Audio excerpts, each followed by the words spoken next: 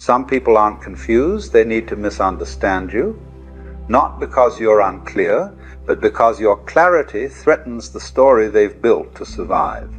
And the more honest you become, the more they cast your truth as a threat. You speak gently, they flinch. You set a boundary, they call it selfish. It starts to feel like the brighter your light becomes, the more shadow you seem to provoke. But what if the real mistake wasn't being too much? What if it was staying too long, trying to be understood by people invested in not seeing you? Where's the line between compassion and self-abandonment? There's a quiet grief that comes from being misunderstood, not because you were unclear, but because someone refused to see. You spoke with care. You slowed yourself down, chose your words gently, left room for nuance. Still, the truth fell flat. Or worse, it was turned against you, labeled as too much, too intense, too self-righteous. So you try again, hoping that this time your honesty will land where it belongs. But instead of connection, you meet discomfort. Instead of curiosity, defensiveness. And you begin to realize they aren't hearing you because they can't afford to. It's not confusion that blocks understanding, it's resistance. A deep, unconscious loyalty to the mask they've grown used to wearing. When someone is invested in illusion, when their ego depends on not seeing what you see, your clarity feels like an attack. Not because it's unkind, but because it's disruptive. It threatens the scaffolding of the false self. And so they dismiss it, or mock it, or reduce it to something easily ignorable. Not always cruelly. Sometimes it's just a shrug, a quick subject change, a tired smile that says, "Here we go again." At first, it stings. You doubt yourself. Maybe you were too direct. Maybe you should have kept quiet. Maybe you're the one who's hard to deal with. But over time, the pattern becomes hard to ignore. The more honest you are, the more you're painted as the problem. The more boundaries you hold, the more selfish they say you've become. It's not just disagreement, it's distortion. A quiet rewriting of the script that makes your clarity the villain and their denial the peacekeeper. And that's when it hits you. You're not in a dialogue. You're in a defense system. You're not being met, you're being managed. When someone lives in shadow, your light isn't comforting. It's blinding. It shines on what they've avoided. And no matter how gently you illuminate, the ego interprets it as exposure, as danger. Because truth, real, grounded, soul-level truth, asks something costly. It asks us to change. This is the silent contract that governs so many strained relationships. One person chooses awareness, the other chooses avoidance, and both cling to the hope that understanding can still be found in the middle. But over time, the middle becomes a battlefield. One side trying to lift the veil, the other trying to keep it in place, not out of malice, but out of fear. The fear of what truth might undo. The ego doesn't want to see what it cannot control. And when you refuse to play the old roles, when you stop packaging your truth in comforting illusions, you disrupt the balance they've carefully maintained. Their discomfort isn't proof that you're wrong. It's proof that you've stopped feeding their fiction. This is where the moral shift begins. Not with dramatic confrontation, but with a quiet naming of what's real. A decision to stop arguing with the fog. A willingness to accept that some people need you to be wrong, not because you are, but because it protects their version of things. You are not here to shatter anyone's comfort, but you are not here to abandon yourself either. The light you carry, your clarity, your peace, your careful insight, it's not something to be dimmed to preserve someone else's blindness. It's not your job to make your awareness palatable to someone who isn't ready to look. Not everyone will walk with you toward truth. Not everyone is meant to. But that doesn't make your clarity a burden. It makes it a filter. And that's the quiet power of seeing without needing to be seen. Because once you understand the game, you can stop trying to win it. You can step out of the role you were cast in. You can stop begging to be understood by those who committed to misunderstanding you. Not from bitterness, but from clarity, from alignment, from peace.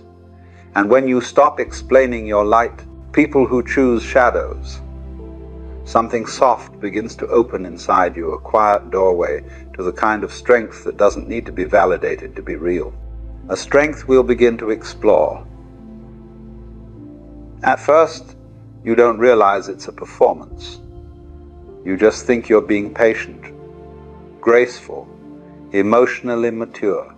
You tell yourself you're giving people space to grow, to meet you halfway, to figure things out on their own. You soften your language.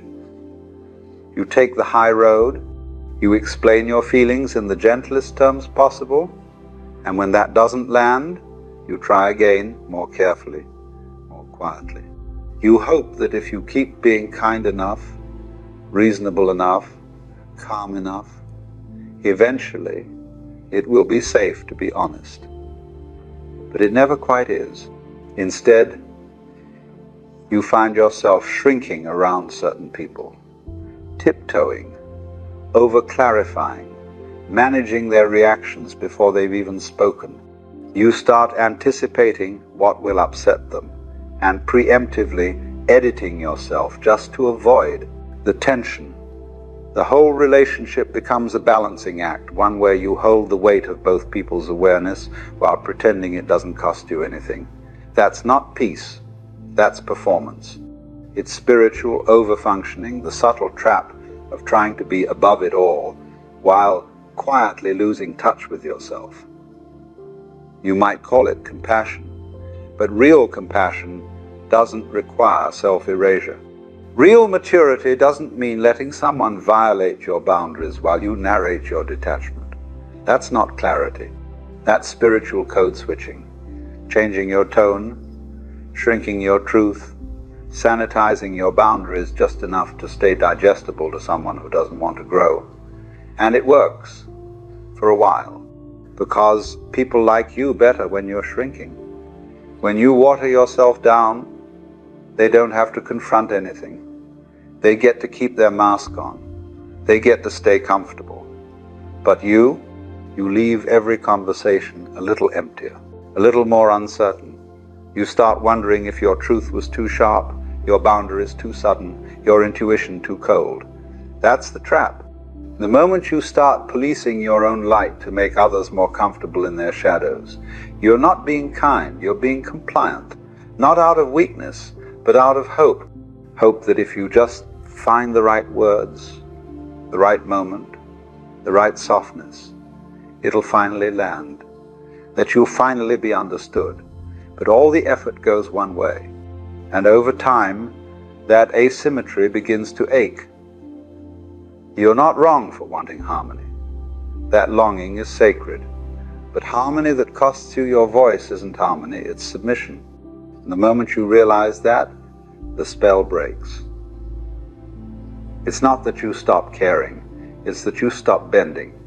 You begin to see the cost of constantly carrying the emotional labor of others, the cost of being the translator, the mediator, the only one in the room trying to stay awake. You start to ask better questions, not how can I say this so they'll understand, but why am I the only one trying? That shift is subtle, but it's everything. Because once you name the game, you can step out of it. You can stop calling it peace when it's really just self-abandonment. You can stop performing patience and start practicing discernment. Not everyone gets a front row seat to your growth. Not everyone deserves to hear your unfiltered truth. Some people need you to be polite more than they need you to be real. And that's not a reflection of your worth. It's a reflection of their readiness. And when you stop contorting yourself to keep the peace, something surprising happens. The silence gets louder, not outside but inside. It becomes harder to ignore how tired you are, how long you've been managing everything, how much of your clarity you've outsourced in exchange for the illusion of being liked. This is the turning point, not a dramatic break, but a quiet reckoning, the kind that makes you sit in your car after a conversation and finally say, I can't keep doing this. That voice is the beginning of truth, and that's where we go. There comes a day when you don't explain yourself. Not out of anger, not out of pride, just a quiet, decisive stillness. The sentence forms in your mind, but you don't speak it. You hear the same baited comment, the familiar misdirection, the subtle guilt trip, and for the first time, you don't reach for the right words. You don't rush in to clarify. You simply breathe and let the silence do what your explanations never could. That's the moment your light begins to return to you, not because it was gone, but because you'd been handing it over, softening it, translating it, packaging it in ways that made it less disruptive, less threatening, more palatable. But now, you stop. You stop apologizing for how clearly you see. You stop working overtime to be misunderstood less. You stop giving people who distort your words another chance to prove they're not ready. And when you withdraw your light, the shift is immediate.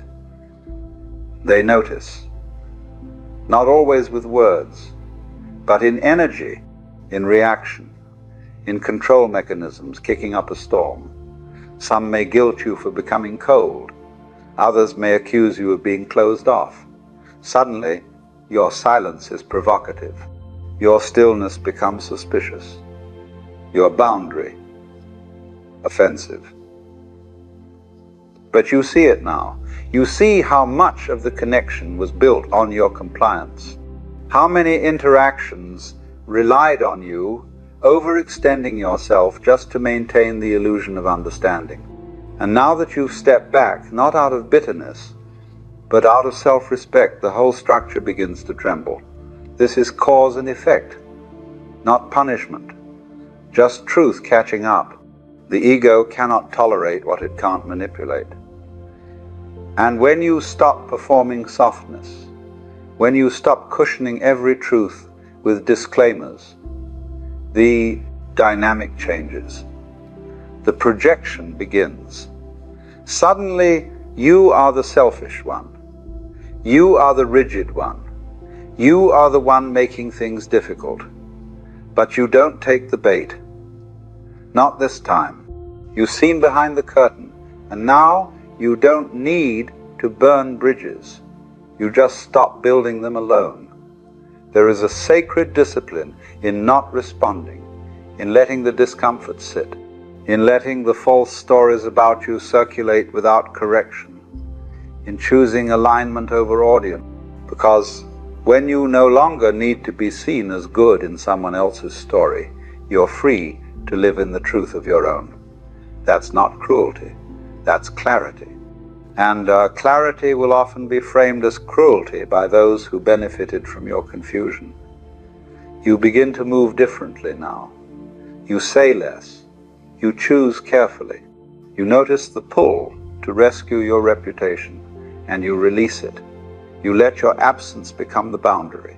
You let your energy be the statement. No grand declaration. No dramatic exit. Just less participation. This is what it looks like to hold the line without drawing a sword. And while it can feel lonely at first, something deeper begins to settle in. Dignity. Not the brittle kind built on being right, but the soft, anchored kind that comes from not needing to explain the obvious to those who are committed to denying it. Because you've learned, if someone depends on your silence to feel comfortable, they were never at peace with you, they were at peace with your suppression. So you let go, not with resentment, but with a long exhale. You stop offering the candle to those who only curse the flame. You stop asking your light to be understood by those who've made peace with the dark. And in the quiet that follows, something begins to rise, not vindication, but relief. You no longer owe yourself to their comfort. And the karmic echo of that withdrawal, it always arrives. Not because you wished for it, but because truth has a current. And once you're no longer paddling against it, it flows exactly where it needs to go, all on its own. We'll arrive there in time. Time has passed. Not much has changed on the outside. No big confrontations. No burning of bridges. Just less noise. Fewer explanations. More space between you and what once pulled you into proving, defending, pleading to be seen. At first, the silence felt hollow, like something unresolved, like you had left the page half written. But now the quiet feels clean. It doesn't ache. It clears, and in that space, you begin to witness something remarkable. The very consequences you once tried to prevent are unfolding on their own. The misunderstandings you tried so hard to fix now expose themselves without your interference. The people who once painted you as the problem begin to repeat their patterns with others. The stories that once stung begin to lose their power. Because when you stepped back, the illusion had no one left to lean on. This is karma not in the mystical sense of revenge, but in the practical rhythm of cause and effect. When someone builds a house on denial, it will collapse under its own weight, not because you pushed it, but because you stopped holding it up. There is a soft vindication in watching this, not a gloating satisfaction, just a clear recognition it was never you. And still, you don't say, "I told you so." You don't need to. The truth speaks louder in your absence than it ever did in your defense. That's the quiet justice of alignment. It doesn't seek to punish, it simply stops participating in the lie. There is nothing more powerful than peace that doesn't need to be proven. You no longer live on the emotional leash of being liked. You no longer shape your truth into something small enough to be tolerated. You let the natural consequences speak. And they do, in time, in patterns, in people revealing themselves more clearly the longer you say nothing. That's the return to sender. You didn't cast a spell. You didn't seek payback. You just let go. And in doing so, you freed yourself from the exhausting role of trying to control how others receive you. You gave that task back to life itself. Because life always balances the scale, not immediately, not dramatically, but quietly, lawfully, in its own rhythm, and as others face the echo of their choices, you find yourself in an unfamiliar but sacred place. Neutrality, not cold detachment, not guarded indifference, just a warm, grounded clarity that says, "I see now, and I don't need to step back in." That is equanimity. That is closure without fanfare. And that is where your energy begins to rebuild itself, not by being understood, but by being undivided, by being whole again. You no longer spend your life translating your light to people who have no interest in seeing.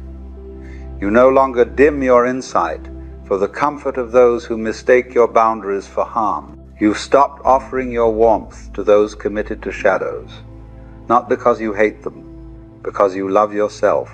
And in that love, you've learned the final paradox. The moment you stop trying to be seen is when you finally feel free. No applause, no audience, just a quiet, golden knowing inside you. You don't have to defend the truth. You just have to live it.